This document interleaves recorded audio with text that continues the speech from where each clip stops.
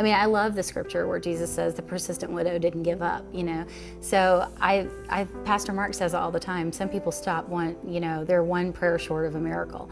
And that really impacted me when he said that. And I say all the time to the Lord, I don't want to be one prayer short.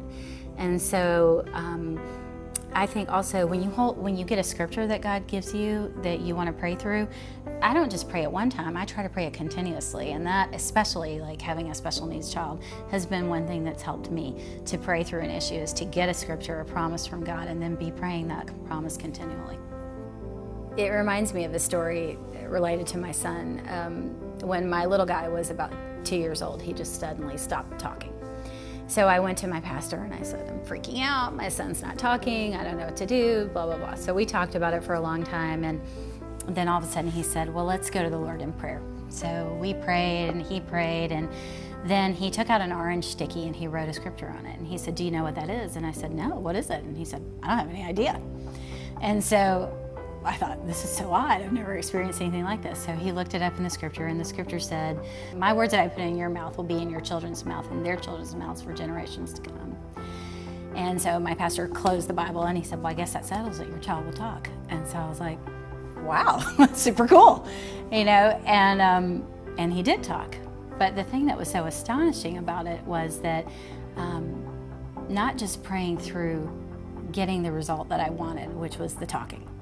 Because as my contractor put it, do you know any adults that can't talk? There aren't that many, right? But the scripture actually said, my spirit that is on you will be in you and will be in your children, and my words that are in your mouth will be in your children's mouth and their children's mouth for generations to come. And so when I got that, I thought, wow, that means not only is my son going to talk, but he's going to be a believer. He's going to have children, and his children and their children are going to be believers for generations to come. And so during the week, sometimes it doesn't seem to look that way on paper, and it doesn't seem to look that way on reality. I mean, there can be some pretty crazy weeks where he'll say things like, well, I don't even believe in God, or, well, God doesn't answer any of my prayers, or I don't believe that anyway, or whatever.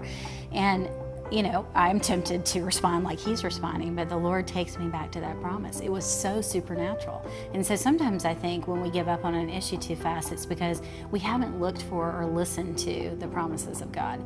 And obviously that was a supernatural example where somebody just gave me a scripture and said, do you know what that means? And I didn't, because I had never seen that scripture before.